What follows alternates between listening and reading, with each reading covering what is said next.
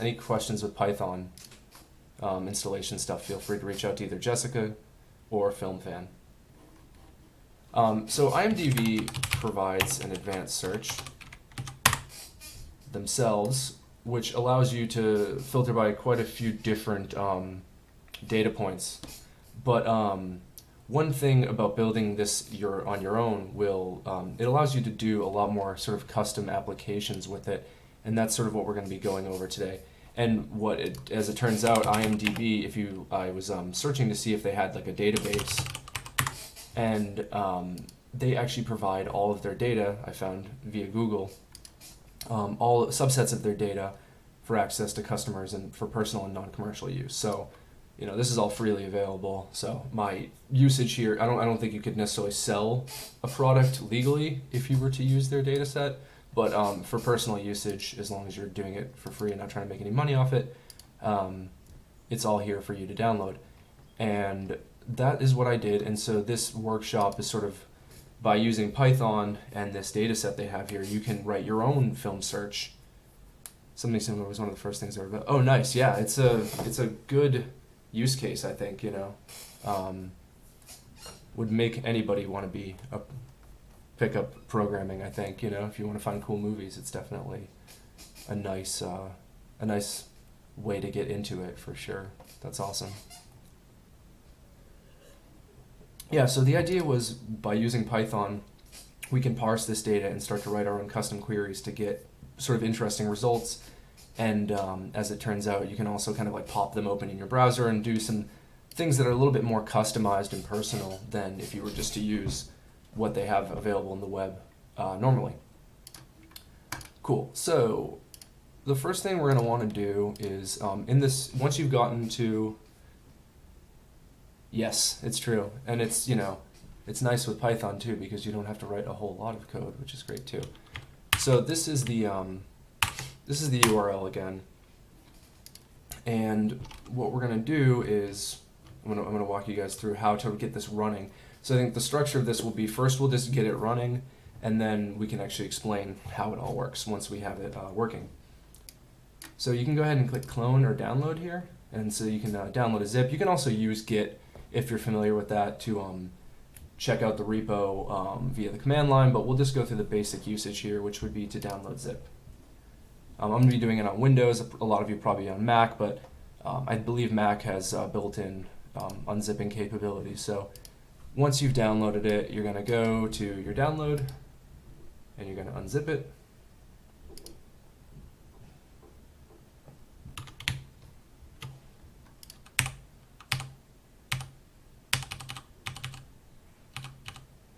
There it is. Cool.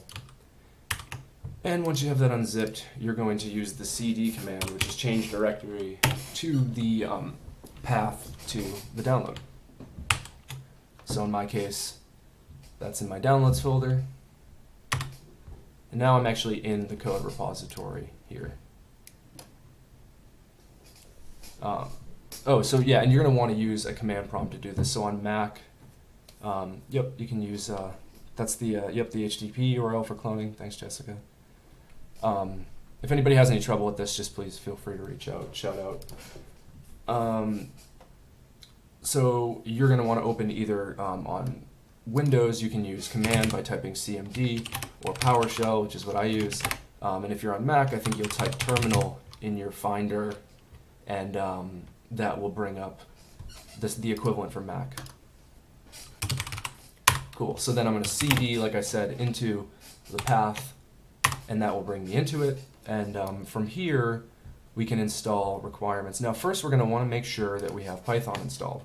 So the idea is that you're going to want to be able to type Python, and what's going to come up is it's going to say Python and start with the number 3 dot something dot something. And as long as that comes up, you're going to be good to go. So you can also, after you've checked that, you can type exit, open parentheses, close parentheses, and hit enter, and that'll get you out of Python. Now, it's possible it'll say, your terminal will say something to the equivalent of that it's not installed, or that you have the wrong version if you have 2. And in that case, it's possible you have Python 3 installed. You can check by typing Python 3, If that doesn't work, you're probably going to need to install Python, and to do that, you're going to just you can just follow this download link here, and Homebrew is actually a really good way to do it if you're on Mac if you don't have Python yet. And yeah, we're gonna install requirements, and so if you have Python 3, I think it should come pre-installed with pip, so there should be no need to install that, and you can just install all the requirements via this pip command here. The pip install, you can just specify a package name, and then if you use -r, that allows you to target a text file which has a list of requirements. In our case, you can also bind them to a particular version. We're not doing that just because I didn't bother, but we're using the Python web request library. Yeah, and it may be pip3. There's a few different commands that we can use to troubleshoot if people aren't getting it. I've also even seen, like, Python 3-m pip install.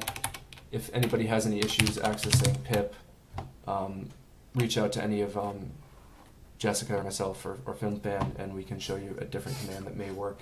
But yeah, so this requirements file has all of the exterior all the custom libraries that we're using that aren't built into Python that are required to run the code today.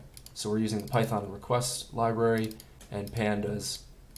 Request is for web requests, and pandas is for basically traversing data sets, in our case in CSV format. Cool. So yeah, like Jessica was showing before, you can install all the requirements by using this pip command here. I already have them all installed, but I'm going to run it anyway. And so it basically just said requirement already satisfied for all of these, but if you don't have it yet, it'll just install all this for you. And from there, you're good to go. So to run a Python script, you're just going to type Python or Python 3 or whatever alias you have to Python, and then we're going to run runner.py. We have 3 different Python files in here. Runner.py is the actual running file. Let's go ahead and do that.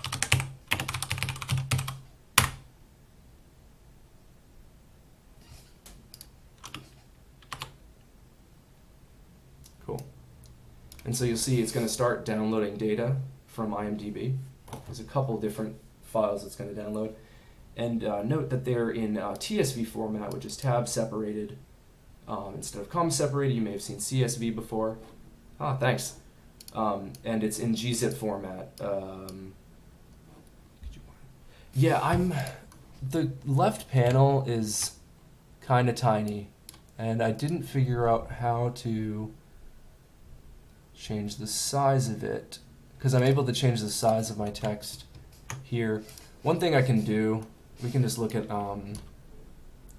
the video is blocking a bit of the upper left code. Oh, okay, yeah, let me, I don't actually need to be in here anyway, plus I'm like apparently shrouded in darkness anyway. Maybe I'll go up here. So I can zoom this in too. These are our files. Okay, cool. Glad that worked. So apparently, one moment.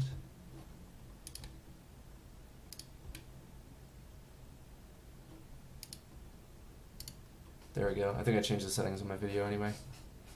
Yeah, big font. Cool.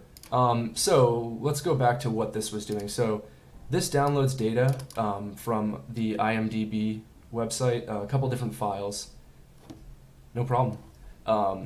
This title basics file and this title ratings. They're in tab separated format, and they're gzipped, which is just a zip format. I believe, it seems when I was doing this that it actually just tends to take care of the gzip all for you. You don't have to explicitly unzip anything, which is really nice.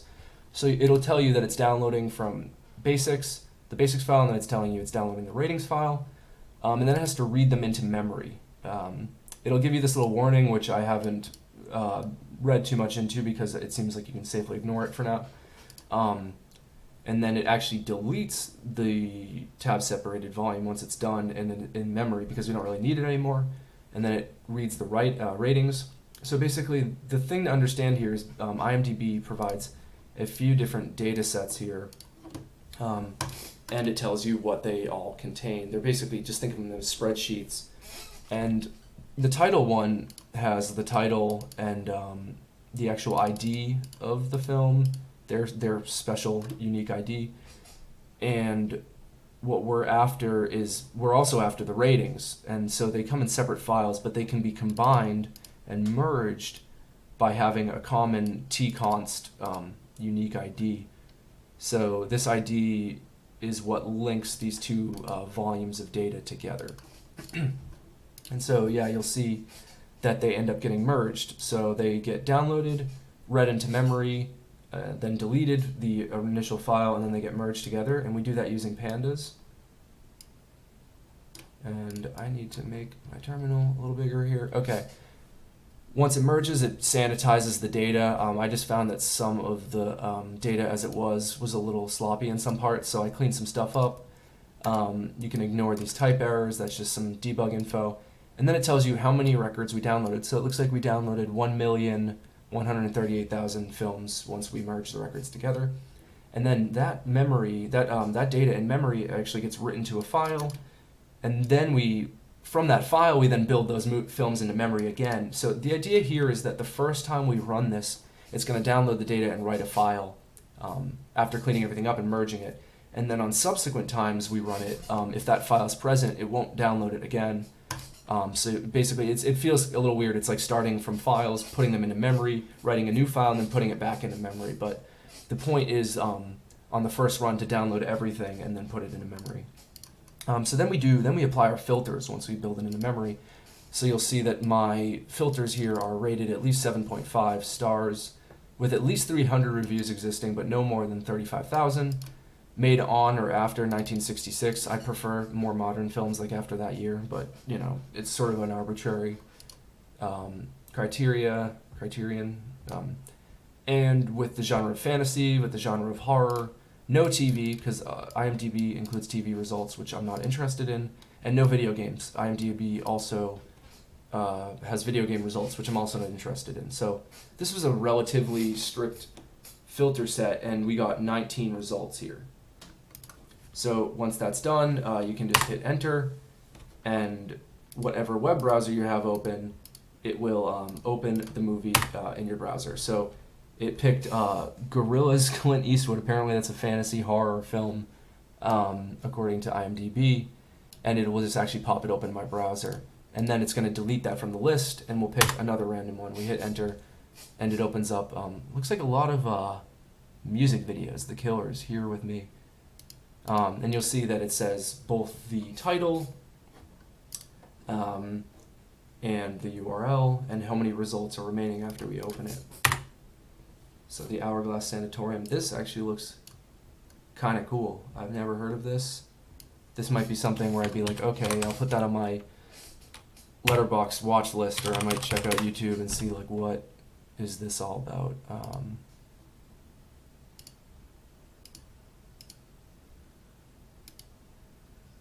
This actually looks pretty cool.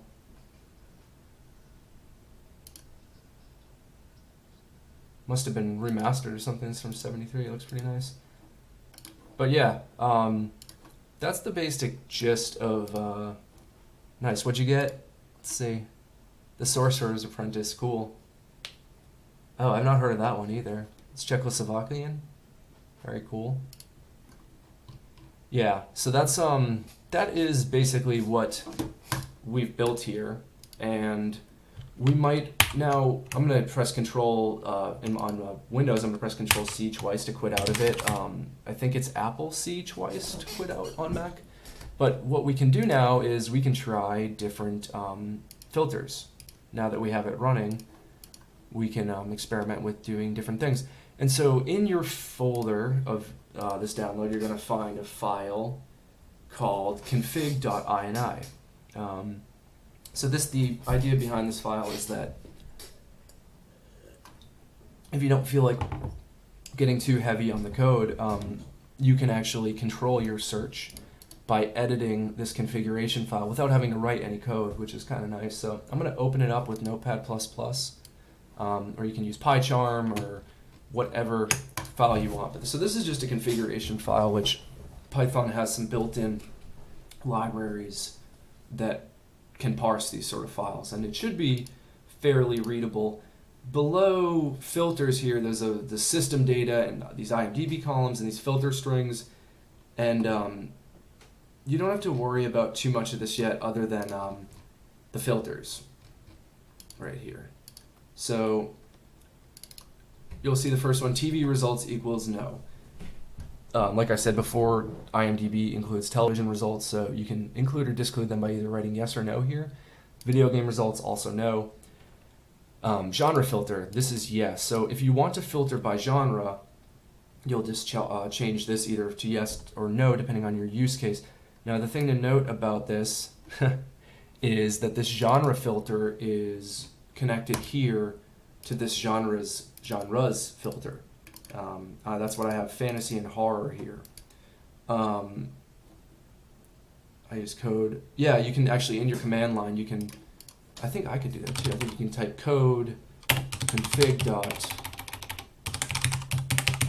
or I might do Notepad++. I think you can even, do it from, like Jessica was saying, from your command line. Hit enter, and then it'll open right up in your text editor, whichever one you want.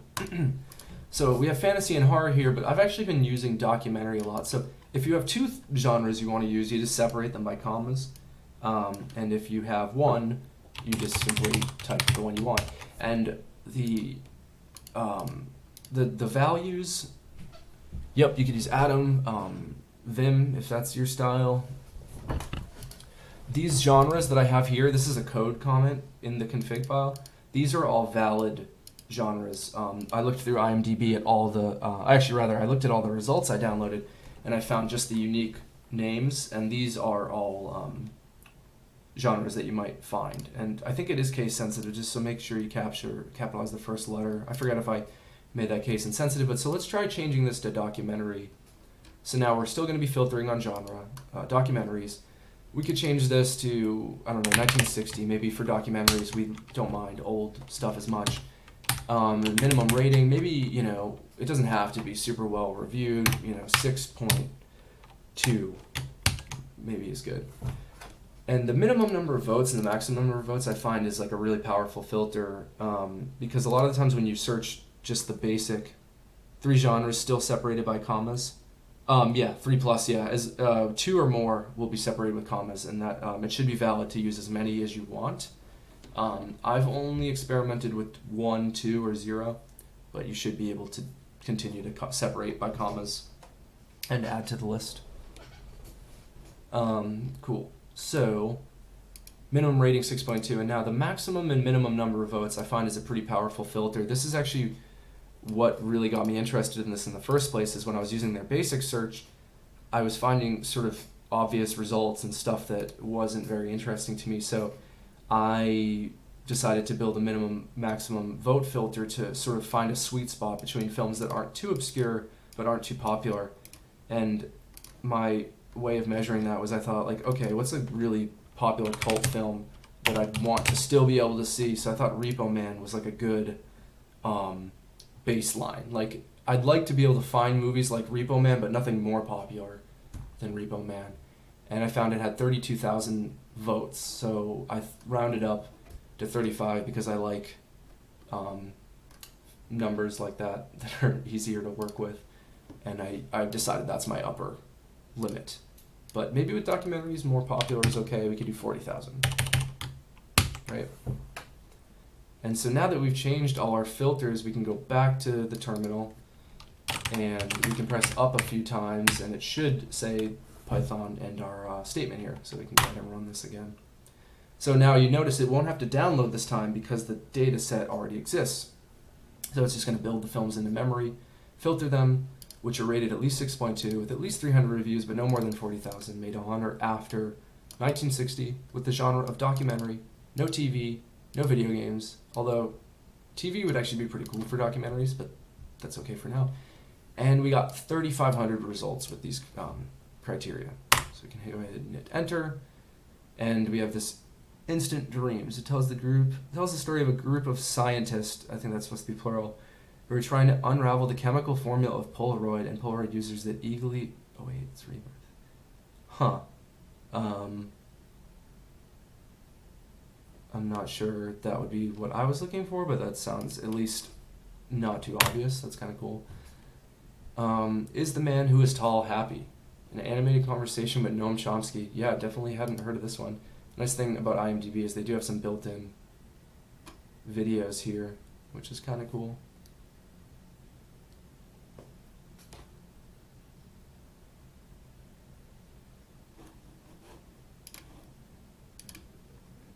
In the ground. You gotta turn Chomsky up, he's very quiet. Exactly identical to the original tree. Is that new one the same willow tree? Why not? It's not so simple. As you can see, I felt a bit stupid here. Why? Visual experience is just... But then the question is, well, what are those concepts? I mean, hour and 28 minutes. I'd give it a shot. We're in quarantine, you know, I'd watch most things that are at least slightly interesting looking at this point. Cool. Alright, yeah, so that is basically how you use this film finder. I think I wanted to see if anybody has any, yeah, right, an unknown one. If anybody has any questions on running, I think the idea for me at this point was to go through the actual running of it, and now we can maybe dive into some of the code and how we built this. But I wanted to give people a chance to kind of understand this configuration file, make sure they can run it, and see what they think. Oh, and maybe one other important thing to note without diving into the code is that there is one filter in the system that you might be interested in called rebuild. Now, the idea behind rebuild is the way this, the logic of this runner is built. If you've never run it before, aka you don't have the IMDb data already downloaded, it will detect that and automatically download the data. On subsequent runs, it won't do it again because it exists. However, there is this rebuild flag, and if you set this to yes, the system will know to rebuild your data set, because, you know, I think IMDb updates this data set with some regularity, I assume.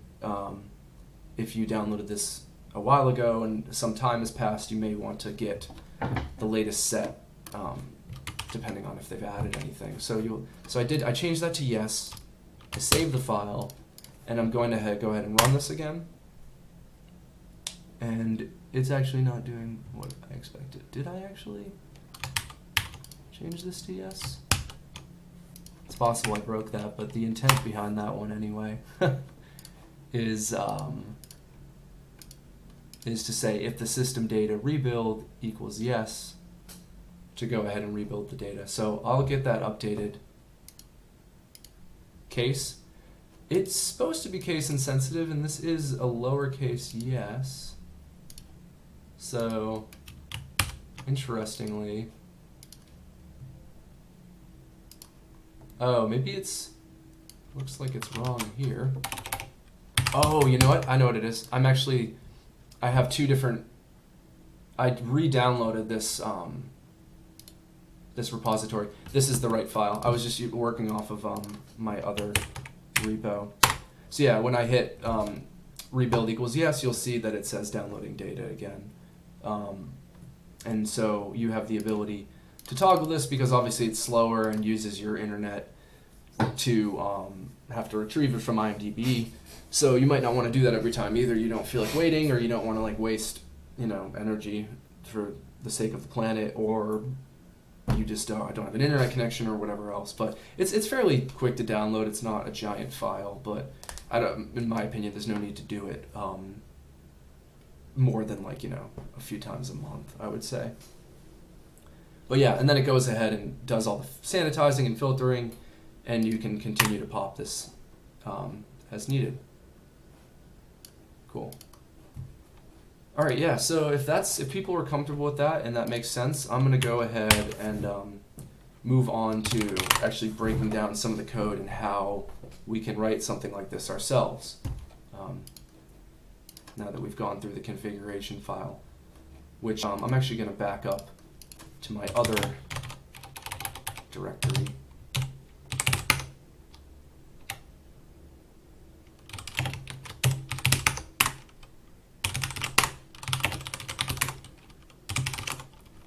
Cool.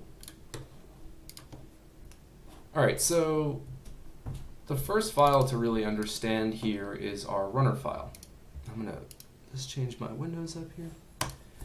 This is the heart of, well, it's not the heart of it, I guess, but this would be the actual entry point into our code here. And it's not, this is not an object-oriented file, while the other files are. This basically just imports the necessary things and runs the actual classes that we've built.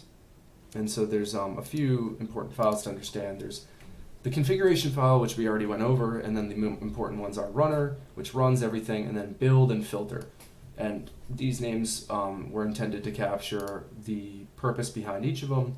Build actually builds the data that includes downloading it from IMDb and actually like building it all together, merging the spreadsheets, doing a few other things. And filtering is the actual piece that does the searching through it based on your criteria. So let's take a look at runner. Cool. Right, so we use a few libraries here, and I guess libraries are just more or less somebody else's code. I'm not going to get too technical with my explanation, but in Python uses the term libraries, which is basically just code within the language to do certain operations. And one important thing to understand is the difference between sort of a third-party library or a built-in library. All of the third-party libraries we're using here are enumerated out in the requirements.txt file. So requests is a very popular web requesting library, and pandas is a very popular data parsing library. A lot of data scientists use pandas, I think. And otherwise, Python has a lot of really good built-in libraries as well. So build and filter are my classes here, or libraries. The first one we end up using is config parser, and that allows us to parse this config.ini file. And we also use the OS library, specifically path, which allows us to work with different sort of like file system operations. So here, the first thing we do is we set up our config file. The name is config.ini, and then we create a new config parser, and then we read the config file. And then from that config file that we read, we set up some values. We set up our system data, which you basically treat this as a dictionary, and you can use the key based on the headings that you put here. So these are just the headings, which end up being the keys of the dictionary, and you can access them by just writing their name in quotes. And then within each of those headers, there are filters within that. So again, they're dictionary keys. So you'll see that I get the system data. From the system data, I get the data file name. So you'll see that like right here, imdbdata.csv. We set up some values like that. We get our encoding format. We get our IMDb ID, which is what they call tconst. And the first thing is, like I was saying, on our first run, when the user requests a data rebuild, when the configuration says yes, or it's on the first run. So basically, if not path is file data file name, that's saying if the file doesn't exist, aka this is the first run, or we've explicitly requested a rebuild, we're going to go ahead and build the data. So build, this is the constructor here. Now let's go over to the build file. So the build class, when you initiate it, takes an encoding style, a column to merge on, a URL, an input separator, and a null character. And then in our init method, that's just the function that gets run when you instantiate an object. It goes ahead and assigns the values based on what you instantiated it with. And that is what we're doing here in the runner. We're setting up some file name variables here. Check my chat, see if hopefully everybody's following along. Feel free to jump in and ask questions if you're not. So the first important operation here we do after we've instantiated our build object is we go ahead and actually download the data that we need. we have a function here in our build class called download IMDb data. It takes a file name, self, and name. So what it does is it formulates a full path by combining the IMDb URL that we passed in when creating the object and the name of the file. And it says downloading data from the path, and we use the request library that's up here to make a web request. And so we can talk about the request library a little bit here. So the request library is basically just a popular HTTP library. You can do all sorts of things over the web without needing a web browser, and one of them is making web requests using a programming language like Python. And now Python does have some built-in ways to do web requests. I think it's the HTTP lib is the built-in way of doing it, but I haven't used it a lot myself personally, and I would say like 90% of, pulling that number out of thin air, but I would say like 90% of Python users probably are just fine using request. It's really popular and simplifies a lot of complicated stuff that many people don't really care about. Some people do, and request you can also configure quite a bit too, but look how easy this is right here. I can just say request.get full path, and that's just going to download data from a URL for me, which is pretty nice. Just looking at my notes here. Cool.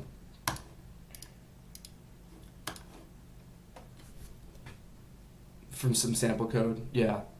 Yeah, I mean, I know request probably uses the HTTP library. Much of the sample code you write, yeah. No, and it's nice because, I mean, if you're doing that, you at least don't have to tell anybody to run a prerequisite step. There's definitely a lot of power in being able to do things as natively as possible. But, you know, there's all sorts of options. That's one of the nice things about Python, too, with libraries, is there's quite a few powerful options. Oh, you meant requests. Yeah, fair enough. Cool. Cool. So, where are we? Yeah, so we go ahead and download that with our third-party request library, and then we write the results of that download, because this download is currently sitting in memory, and we write it to a file using OS open, which actually opens the file and then writes it to the file system. And this is write bytes. I found that was necessary to avoid some encoding issues. So we download both of those file sets, both the basics file name and the ratings file, and then we read them into memory. And I believe read data, yeah, we should take a look at what that does. So once you've downloaded it, we read it into memory. We do a little step here to encode and decode our separation character. So you'll see in the configuration file, where is it, that we're actually separating, this is a tab separated volume, and so I'm indicating that in the configuration file and putting the value here. And then we're reading the CSV using pandas with the separator. And we say the encoding is the encoding that we passed in, which is UTF-8 in our configuration file. And then we actually delete the initial file, because now that it's in memory, we don't really need that tab separated file anymore. We read it and then we return the result. So you'll see here in the runner, we get our basics and ratings read into memory, and we delete the initial files. Then we merge them. So this is the important reason that we use pandas. It sort of lets you treat like a spreadsheet or a CSV file almost like a database. So this merge right here, we use pandas.merge. Data left and data right, we have the parameter names. They're sort of arbitrary names. In our case, we're merging basics and ratings. And then we're merging them on the self.merge column, which we build in our configuration. And the merge column, let's see here.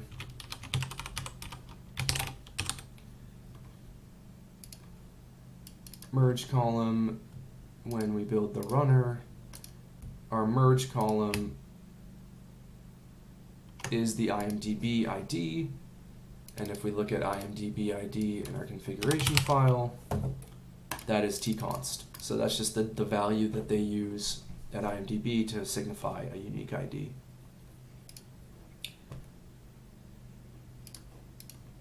So once we merge them together using pandas, then we have this merged in-memory object. Now, what we do from here is I run the sanitization method. I wanted to convert all of their blank entries into Python none keyword. That way Python would know that it's a null. And I go ahead and basically replace all of the blanks. I think they specify blanks. I think they show up as like a new line character here. And so I escape that here, put it in there, and then this is just going to replace all of them with nuns. I found on some of the columns it didn't work, so I just swallow that error. I haven't had a problem with it. So you see I'll try to replace the value, and then I accept any type errors, and I just let the user know that it happened, and to basically ignore it. It's not a big deal. So once we have those merged and sanitized, we're going to actually write that data back to a CSV. So we're basically downloading two sort of separate data sets, and then we're merging them, deleting the initial ones, and then putting it back down into one file. So then you have your good data set, and it's always available after that, and you don't have to re-download it unless you choose to actually rebuild. So we'll merge that. That's the sort of flow of the builder. Also important is the filtering. So the filter is also like, it's pretty similar to the builder. The filter is similar to the builder in the sense that they're both, classes, and it's object-oriented programming. So in our filter class here, we have another init method, which sets up a few values, and then we also do, we parse our configuration file, so we use config parser again. We read the configuration file, and we set up some filters based on that are specified in our configuration file. We parse the config, and then we actually load the CSV data we have into memory and set it to our data field. Load data just uses, I'm not using pandas anymore. I didn't really find it was necessary. After this, you can use pandas to do a lot of what I'm doing here, but I tried to use it as lightly as possible. So we use a CSV dictator, and we open the data file name, and we set our encoding.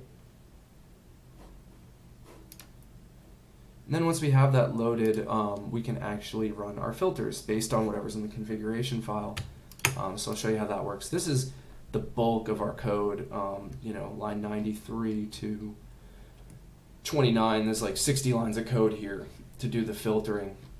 This might be a little lighter if you used pandas, but what I used was this thing called list comprehensions, which are a pretty nice feature of, I believe, Python 3. I don't know if it was available in Python 2, but or at least I think syntactically it may have changed. Jessica might know more about that than I do. And I thought I even have a link that I can share. Nice. So this is a pretty powerful piece of Python, and I found that I was just fine using this rather than pandas itself, because you can just load the data into memory. Oh, nice. Yeah, if you want to share that, that'd be awesome. List comprehensions are cool, and they're sort of, I think, very Pythonic way of filtering data. Pythonic being kind of like the, Python has a sort of concept of Pythonic, which is sort of just writing code the way they want you to. In a way that's inherent, sort of a hallmark of this, of the style of the language, if you will. So running filters, that's what we do first here. We build an empty array called filtered, and we first go through our rating.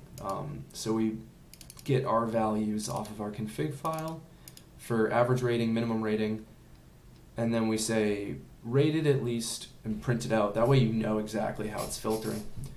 So first we want to check that the average column exists before checking the column. So MV for MV, that means movie, in self.data, if the average column exists in the movie and the float value of the average column is greater than or equal to our minimum rating. So basically saying, is it at least rated the value that I specified? And then we set our data to the filtered result here. Note that colon, that I'm actually not exactly sure what that operator is doing there, but it is important. So once you filter down the rating, the next thing we go through is popularity. So we have our number of votes, our minimum number of votes, and our maximum number of votes. So with at least X reviews, but no more than Y, is what it ends up printing out. And we filter MV for MV, again that's movie, in the data if the integer value, so it's not a float, reviews, the number of reviews, you can't have a half review, you can only have whole numbers, so we're using int. If the number of votes is greater than or equal to the minimum number of votes and the number of votes is greater or less than or equal to the maximum number of votes, so that's going to be the filter there. Then we go down to modernity, what I'm calling basically the start year. Now here's where if you wanted to say a maximum year, maybe you have a minimum year but you also have a maximum year, you don't want movies to be too modern, you could modify the code here and add another configuration value, and you could do sort of similar to the reviews where you could do greater than or equal to X or less than or equal to Y, but in our case we're just using a minimum year. But just to note, this would be a good place to change the code if you wanted to do something on your own. Something like that. So made on or after this year, movie for movie and self data if there is MV for MV. Yeah, that's basically just saying for every, this is almost like a for loop if you've ever seen a for loop, these list comprehensions. So, okay, cool, the colon is the slice. Yeah, so the list I sent up there, or the link I sent up there on list comprehensions will have a better explanation, but MV for MV is almost treating this like a for loop, and it's saying basically movie, I'm aliasing every entry in self.data as MV, just to say movie. MV for MV is saying for every movie in this data set, and then basically there's these conditionals. So let's take a look at the documentation together. I think that might be helpful. So a list comprehension consists of brackets containing expression followed by a for clause, then 0 or more for or if clauses. Yeah, exactly. Right. If there are 1,000 movies, repeat 1,000 times. So it's basically that for clause. That is what the MV for MV is, I believe. So it's a for clause followed by if clause. So for every value in self.data, which is all our movies, which is why I call it MV, it's just a way of saying movie. Yeah, no problem. Yeah, it's a little confusing for sure. But yeah, so this is just an alias for each value in it. And I think you don't have to do every value in this initial for clause, but I'm saying for every movie in the data, if there is not a start year column, basically if there's no year listed, I still want to look at it, or if the integer value of the start year column is greater than or equal to the minimum year I specified. It saves you from having to find the length separately and then pass it to the for loop as a variable. Yeah, saves you a few lines. Right, that's right. Yeah, so that's what MV for MV is. That's the for clause part of the list comprehension. Then the for or if clauses, these are everything after MV for MV and self data. These are my if clauses, right? If. So I think you probably could. I haven't done honestly a for loop in Python in a while. Let's see here. You could though say something like for MV in self.data if MV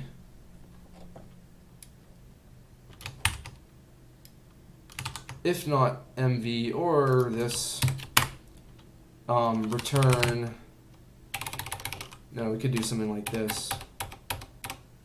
We could say my results equals a blank array, and then we could say myResults.append MV.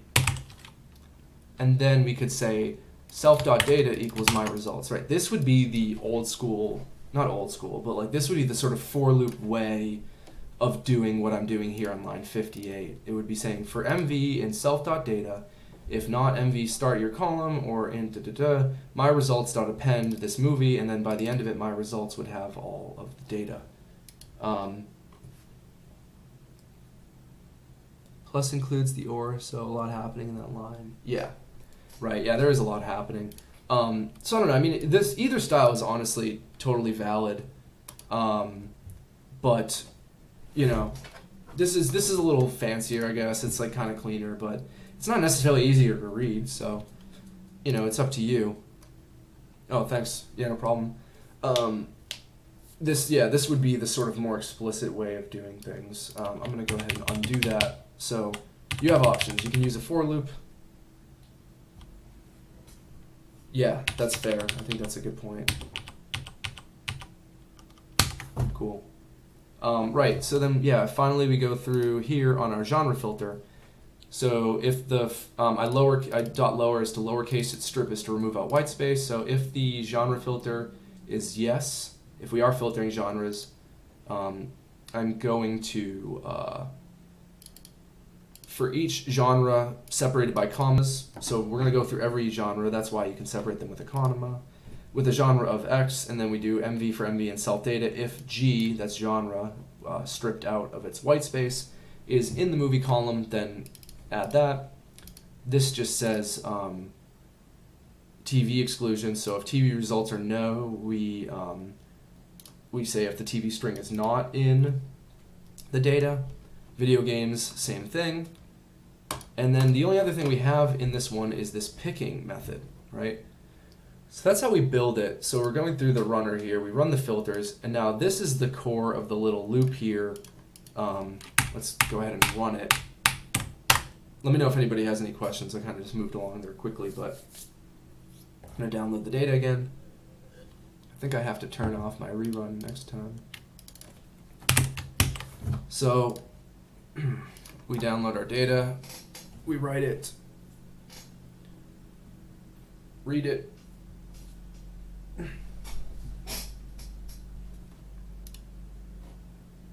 merge it,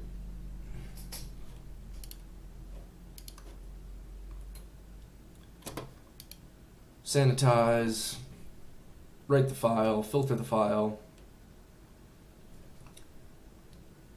And now you see her have this little like looping mechanism. I can press enter, it'll pop a movie, the Bret Hart story, hell yeah. And you can just keep doing this, it's going to keep filtering down. So what's happening here is we're actually in an infinite loop, which can be a bad thing unless you want it to happen, in which case it can be a good thing. Infinite loops are good if you can control them. So with great power comes great responsibility. I've heard that one before. So what we do here is we run the actual app here, and we pick a film for the user on each request they make. So while true is just what's called a while loop. So while a condition is happening, let's continue to go in a loop here.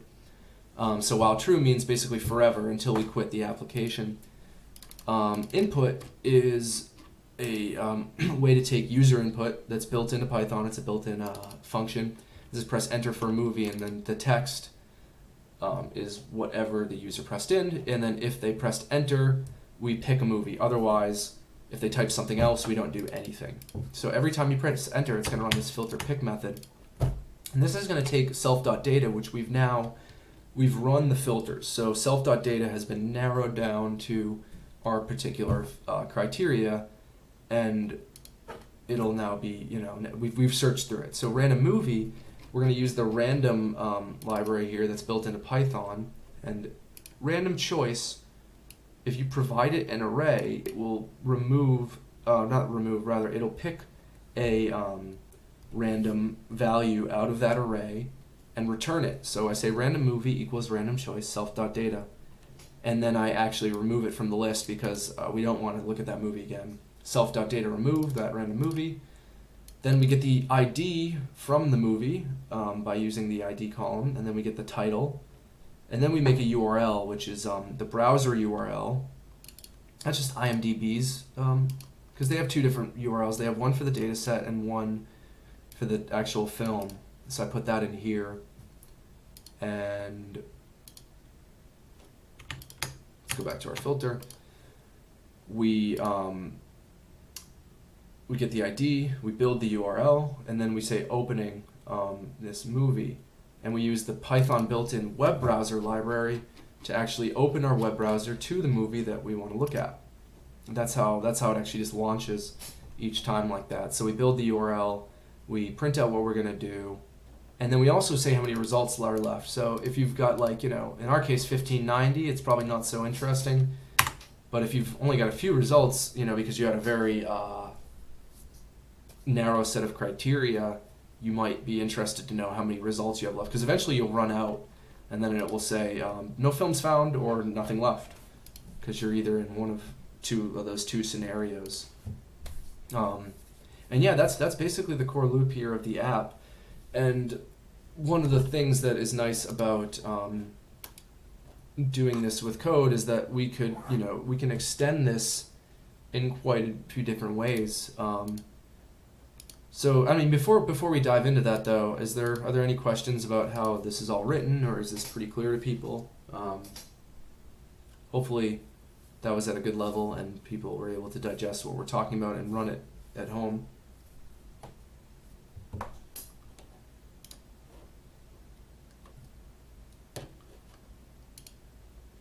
Cool. Awesome. Thanks. I'm glad.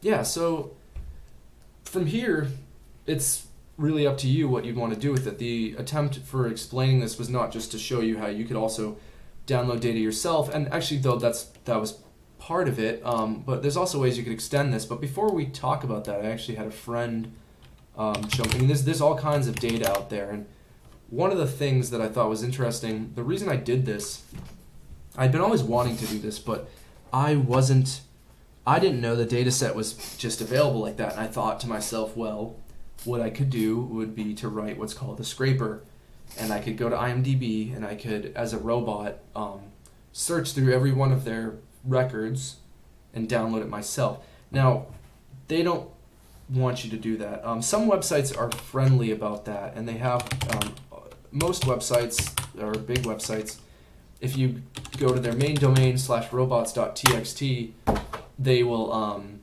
tell you what you're allowed to do as a robot, or basically a Python script in our case. And IMDb doesn't let you do anything, I don't think. They disallow all of this. Now, there are ways to get around this. I'm not going to get into it, nor do I necessarily recommend you do that, but you can get around bot detection with some effort. But I thought I didn't want to do that because it's really hard to write a scraper. There's a lot to it, and I kind of shelved the concept until one day I thought, well, maybe I think I saw a tweet where someone was like, you really should check the API first before you write a scraper, and I think there was some argument about it, and but it turned out that it got me thinking, like, hey, maybe there are data sets for some of the stuff I'd like to use. And turns out, and so I searched IMDb MySQL database. There's a lot of insert verse web design making scraper. Yeah, it's to put it frankly, it's a pain in the ass. So I searched IMDb database, and this is what came up. Their data sets. Yeah, it's a pain. There's a lot to it. So I found though that they had it available, and actually, I think my friend showed me a good GitHub of data sets. Awesome public data sets. Yeah, this is cool. Let me send this link here. So, you could, not only could you extend what I've done, but if you want to do something for a different type of data, these are really nice public data sets. IMDb is actually on here. Oops. Which is cool. And let's search here. IMDb and all kinds of other stuff if you're into these things. Yeah, please share. We're definitely interested. So yeah, you could download this data and you could do a similar thing, right? That's one thing you can do with it. Another thing you can do is, like, right, we're picking these films out of a list here, and one thing that is a pretty fun use case would be like creating a Twitter bot because I know Twitter allows you to use their API, and a lot of people. I've seen one of my favorite applications. I've seen a lot of people take lines of dialogue from a film or a video game, probably like randomly picking it from a list, and then they tweet it once a day. So you get to kind of like continuously experience like little snippets of dialogue or conversation or something from a favorite film or game, and see it like every day in your Twitter feed.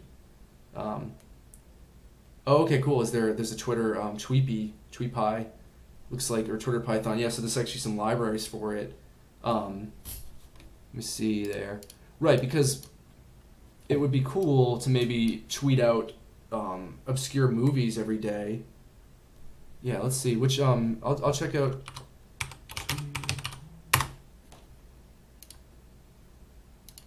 Cool. An easy to use Python library for accessing the Twitter API. Yeah, because this is probably going to make things pretty straightforward, I assume, rather than necessarily having to make web, because you could use the Python request library and make Twitter doesn't make that, FYI. Okay, does Twitter make Twitter Python?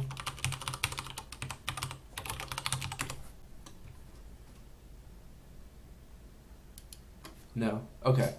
Neither one of them are officially official libraries, but so you could use the Python. A little more official would be to use the Python request library, like Jessica was just saying, and make web requests against the API. Alternatively, you could use one of these libraries, and you could put like, I could say tweetbee right here in my requirements file, and then I could say, pip install HR. All of our SDKs are community made and encouraged. Nice. Requirements.txt. Nice, that's awesome. Yeah, so I just installed tweetbee by adding it to my requirements file and downloading it. And yeah, and then you could start to, take the results. You could make like and can help you if needed. Cool, yeah, I might be interested in that actually. Yeah, and so you could take the results that we have in filter, and maybe you could make a different class. That's what I would do. Like maybe call it twitter.py, and it could take in that set of data, or rather that one film result, and then I assume you'd have to probably do a few things. You'd first want to authenticate to your account. That's one of the first things they have here. We're not going to get into that because that would probably be the most complicated part of your journey in doing that authentication. Is naturally has a little bit to it. But then let's see some of these code snippets. Follow all. It looks like you can do following. I'm sure you can actually just tweet to code snippets, introduction, redirect user, API.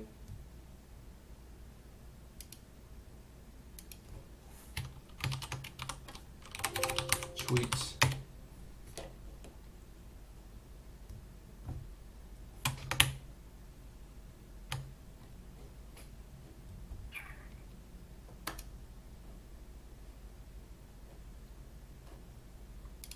Let's see. You actually send a tweet.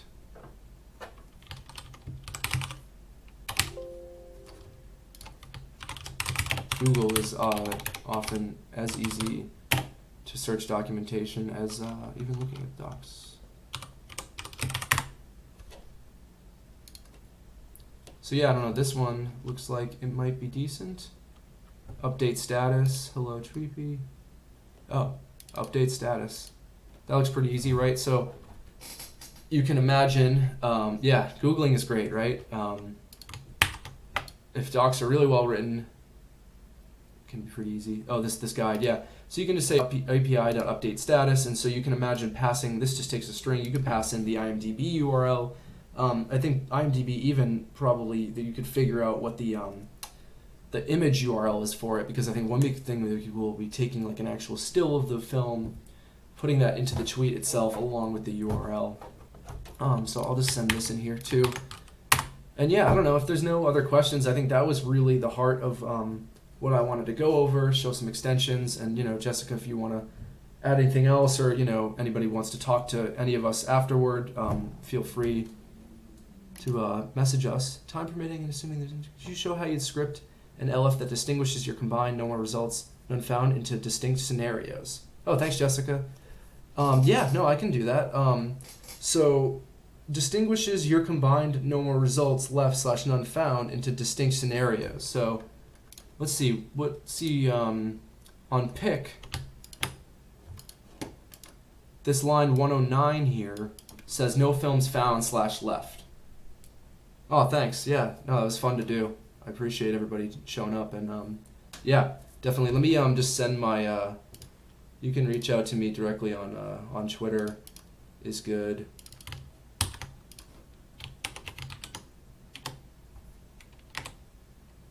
You can use that handle on Twitter and reach out to me there or follow me. Okay, so line 109 is the no more results found. So I can explain here. So what we do is we try to choose from the data. If there's nothing left, random.choice will throw an index error. So I'm anticipating that and just printing out no films found slash left. But I'm curious, Dan, what you're wondering here. So this is, I think, what you're referring to. This is the block where you fall in, where if there's no movies left. And you were asking about distinct scenarios.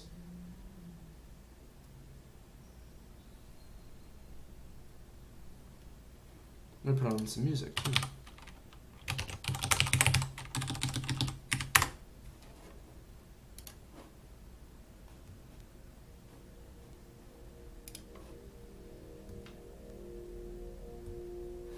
Ah, interesting. I see. Right. Yeah, because this is this is the same thing for two different scenarios. I see what you're saying. One moment. All right. So I guess that would come down to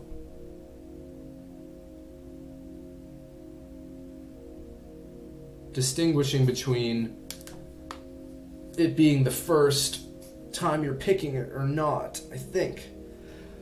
Because pick is sort of agnostic to where you are. Maybe we wouldn't build it in pick then, right? So maybe if we wanted to be cheap about it, we could just do it right in the runner. That's actually not bad, right? Because we can say something. We could do it right here in the runner. So then it wouldn't be part of filter anymore. Here's what we could do. So we could treat filter, we could say pick is only going to happen on the first time, or rather if there was already results. So what we'll do is we'll say no films left. If we didn't, now we're going to assume that's going to be always the case here. And we can say we'll make a barrier from that happening here on line 54 in the runner itself. This isn't the best way to do it, but it's just, I think this would be the most straightforward for our purposes right here. So we could say if true,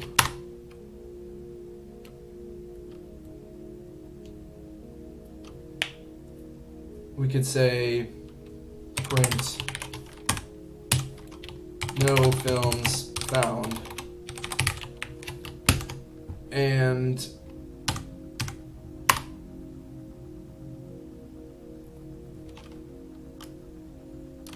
we could just prompt the user. This way we don't have to hard quit. We could say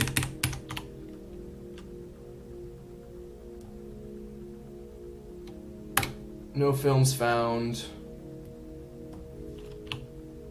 standing by. Right, it's just hanging out at this point, and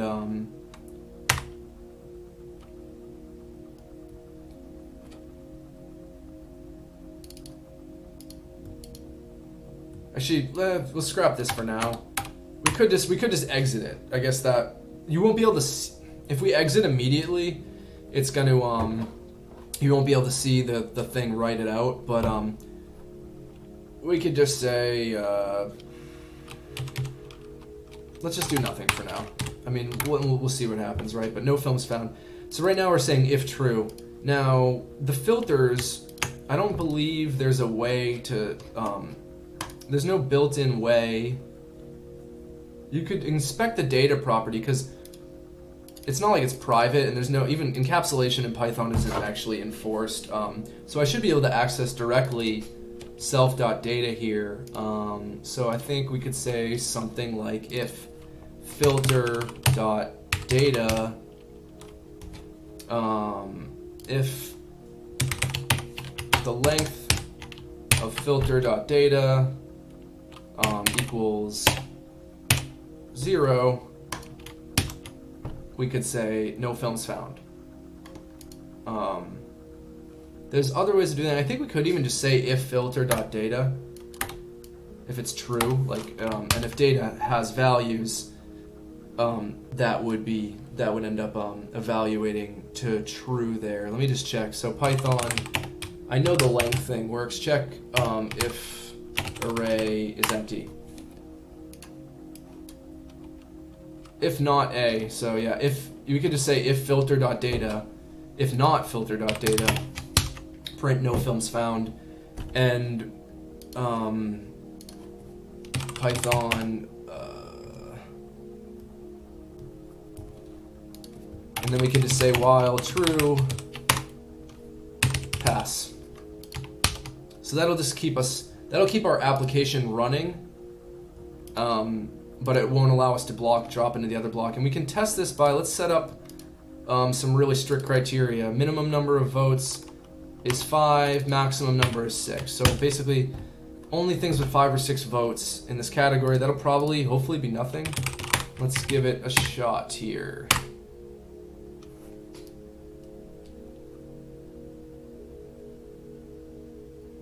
Oh, that's actually a ton.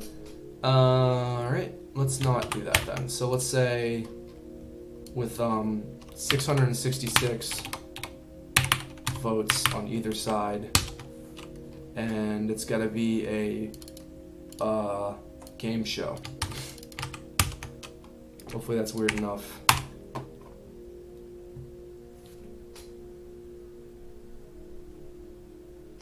No films found. Got 0 results. And now you can't do anything, but you can keyboard interrupt to get out. Versus if we go back, let's say like 700, and we'll do sport. Hopefully we get like 5 here. Let's see if we can do this. Got 1 result. Perfect. So I hit enter, and it goes opening a sunny day in hell. That doesn't sound that interesting to me. And then 0 results left. Press enter for a movie. No films left. So that's distinct from we never found any in the first place. And yeah, that's how we would build both use cases there. Cool. Hopefully that was clear. And again, I would actually probably do it in my filter class if I wasn't just doing this in front of everybody right now. But this is just one cheap way of doing it. You could make a new function, basically filter.checkData, and you could do that before you drop it in this while true block. Yeah, no problem. Yeah, any other questions? It was fun doing this. I hope everybody had a good time. I'm shrouded in darkness again. Cool. All right, well, again, yeah, my handle is Vampire Computer People, and the GitHub, again, is somewhere. Of course, no problem. Glad everybody enjoyed it. Thanks for coming out. Oh, thanks everyone. I really had a good time doing it. All right, take care. I'm gonna shut off the stream now, but I hope to talk to everybody soon. And yeah, feel free to reach out if you got any questions. And yeah, maybe even make a PR on my repo if you want to add something to it. That would be cool too. Or fork it. Have fun. All right, take care everyone. Bye. Have a good day. Stay safe. Stay healthy.